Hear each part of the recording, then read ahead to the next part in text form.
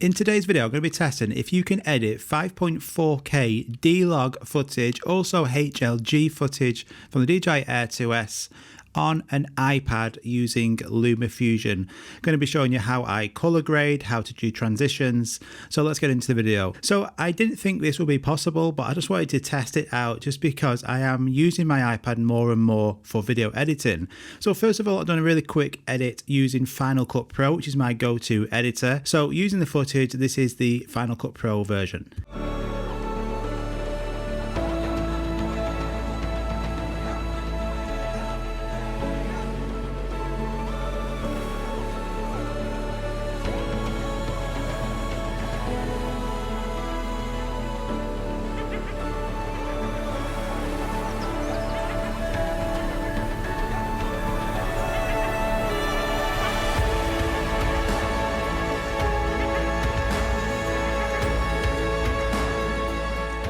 So on Final Cut Pro that came out fantastic, but we're going to be using Lumafusion today, which is an app on the iPad. So how is this going to be able to cope with 5.4K footage? Is it going to be stuttering, any lag, any problems?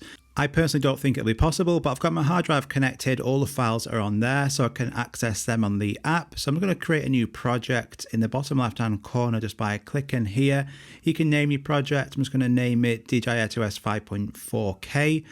And then underneath that, you can change the frame rate and the aspect ratio. So the frame rate, I want it set at 24 FPS, because that's what I've filmed on.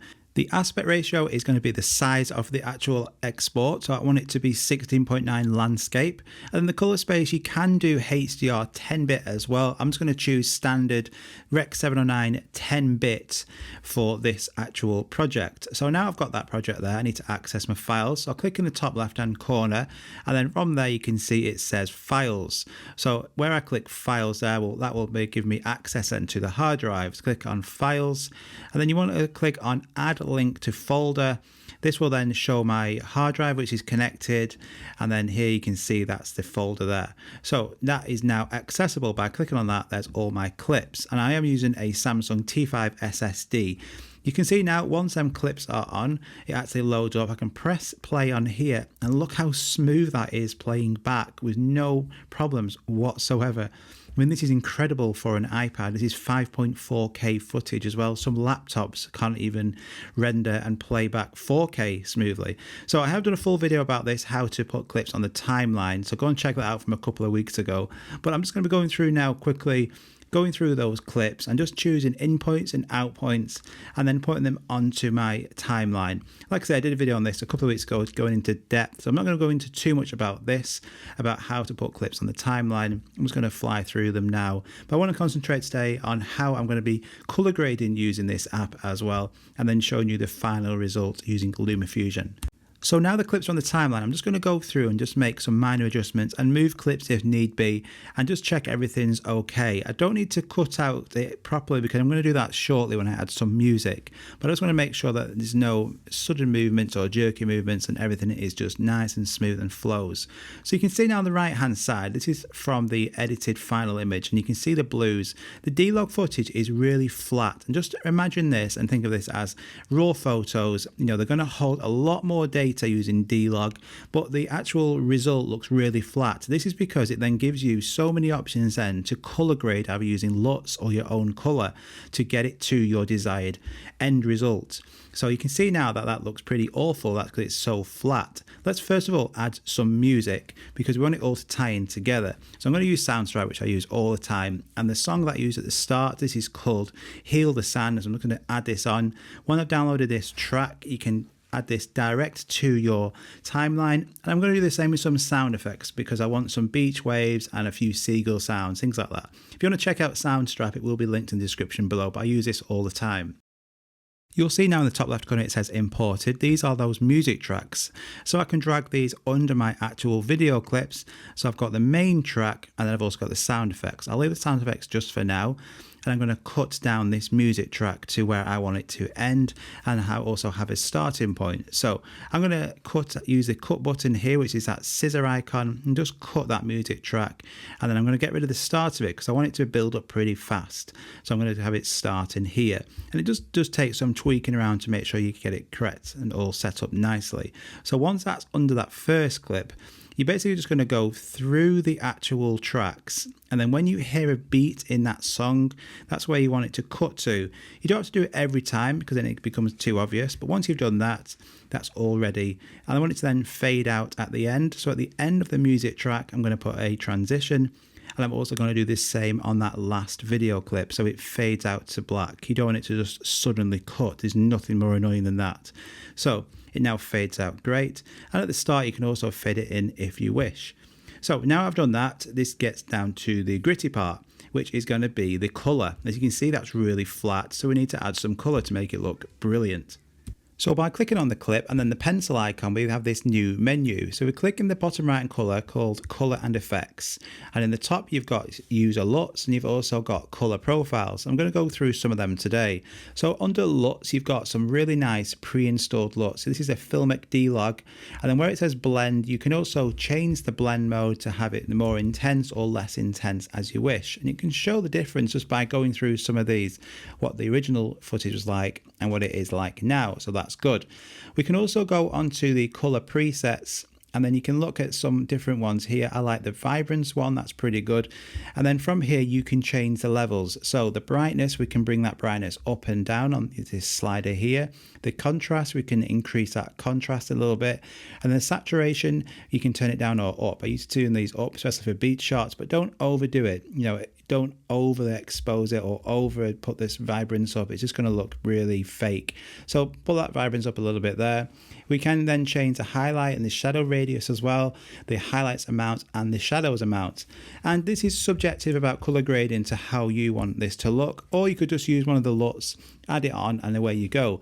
But this is what's fantastic, that you can even color grade your footage on 5.4K on this iPad and we're still having no problems with anything. It's an absolute beast. I didn't think this would be possible to be able to do this. So you can see now just by changing some of these colors, that image is starting to look a lot better from the starting point to the end. This is why that 5.4K D-Log does hold so much more information, and that's looking great already. From here, you want to then go and select the second clip and go through and actually edit and color grade this next clip just like before. One downside to this app is you don't have any scope, so you can't see from an actual scope point of view which is over and underexposed. It's all done via eye point at the moment, but that is changing. What you can also do is you can select one of these clips now. So you can see we've got this first clip and the second clip. I'm going to just remove that second clip's edits altogether so it's back to normal. Now I'm going to select the first clip. And if you look in the bottom corner, there's like a clipboard icon at the bottom. So at the very bottom here, where that clipboard icon is, we want to select copy. And that's going to then copy all of those edits we've done on that first clip. So all the color. We select the second clip now. We then click that clipboard again. And then this is now highlighted all those areas we want to copy, click paste, and it's pasted it direct onto that second clip. So it saves you having to do this on every single one. Now, some clips don't look very good by doing this. It might be too much vibrance, too much saturation, so we can bring this down. So don't get into a habit of just doing copy and paste on all your clips. Go through them all, and some of them might not just look very good. In that case then, like this one, we can turn the brightness down, turn the contrast down a little bit, saturation, vibrance looks a lot better. Here you can see again, it doesn't look good. The sea is far too blue. So by bringing that vibrance down a touch and the saturation down a little bit, then we can get a much more pleasing image.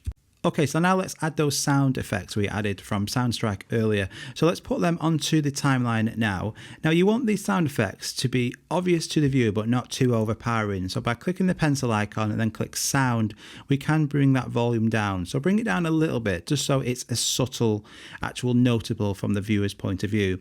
You can fade them in as well, which I like to do, and fade them out. So have them, say, for the seagulls to fade in on this example where the seagulls come into the shot. So it all flows. It looks complicated, but it's not. It's just about choosing sound effects for the actual area you're in. So I want some obviously small wave sounds, I want some ambient sounds, and I want some seagull or bird sounds. And I want it to all fade out at the end so it's not an obvious cut. There's nothing worse than really waves go and then ends just abruptly. So that's great. That's looking good now. If you want to add a title at the front, you can click on title in the top left hand corner, choose titles. And here there's a mixture of different titles you can use. We're just going to use the custom one at the start. Drag that onto the top of your timeline. You can see just how many timelines you've now got, how many different tracks you can use.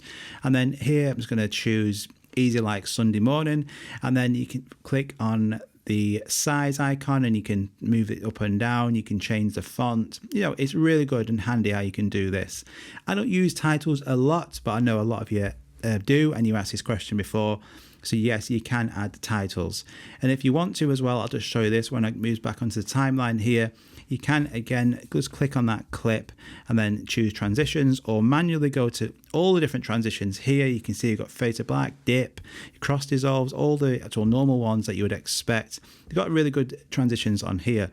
So click on cross dissolve and then just drag that onto your title. That will put a transition at the start of it, so it will fade in. And then you want it to then fade out at the end. So by clicking on cross dissolve again and then put it at the end. So that's now starting to look pretty good, isn't it? And we're almost done. So now we just need to export it. So click on export bottom right hand corner, then click photo.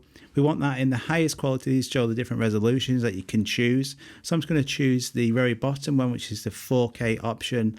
And then I want the frame rate, 24 FPS, and then the ultra, the 150 video quality. So that's the highest video quality you're going to get out of here. Everything else looks all right and looks good. So then we just need to click that top right icon here, and that will then export the final movie. And let's go and check it out.